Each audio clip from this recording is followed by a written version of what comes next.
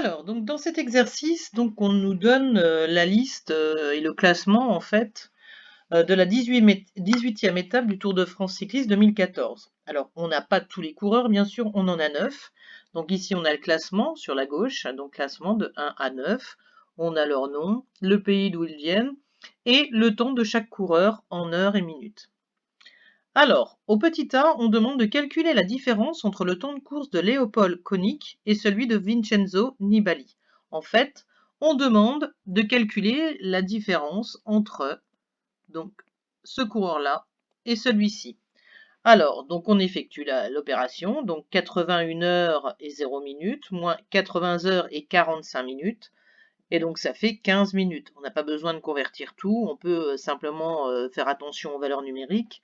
Donc pour aller de 80 heures 45 minutes jusqu'à 81 heures, il suffit d'ajouter un quart d'heure. Et donc la différence entre ces deux valeurs, c'est 15 minutes. Et en question B, on demande, si on considère que c'est une série statistique, que représente cette question, la chose que vous avez calculée à la question A?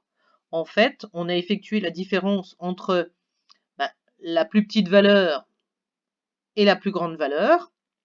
Et donc, quand on fait le calcul de la plus grande valeur moins la plus petite valeur, qu'est-ce qu'on a calculé? On a calculé l'étendue d'une série. Et donc, l'étendue de la série est de 15 minutes. Au petit c, on demande quelle est la médiane de cette série statistique. Explique ta démarche. Alors, la médiane, on sait que c'est la valeur qui va séparer la série en deux séries de même effectif. Sachant qu'on a 10 mesures de temps.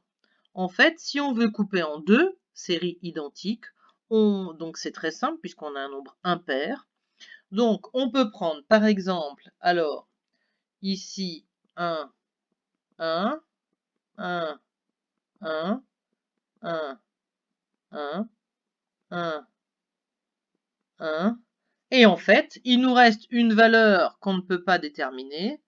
Et cette valeur, c'est l'1/5 qui va correspondre à la médiane. Donc la médiane est la 5e valeur dans l'ordre croissant donc sur les 9 valeurs de la série. Je rappelle qu'on a le classement, donc du plus rapide au plus lent. Et donc, on peut dire que la médiane, eh ben c'est quoi? Ben, la médiane, c'est donc le temps de parcours donc, de Romain Bardet, c'est-à-dire 80 heures et 55 minutes. Autrement dit, il y a autant de coureurs qui ont eu un temps de course supérieur à 80 heures et 55 minutes que de coureurs qui ont eu un temps de course inférieur à 80 heures et 55 minutes. On en a 4 de part et d'autre de cette valeur, donc on a bien déterminé la médiane.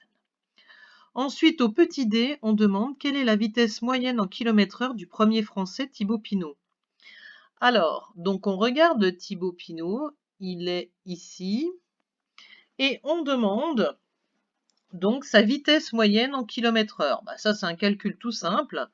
La vitesse moyenne, c'est quoi? C'est la distance, donc vitesse moyenne,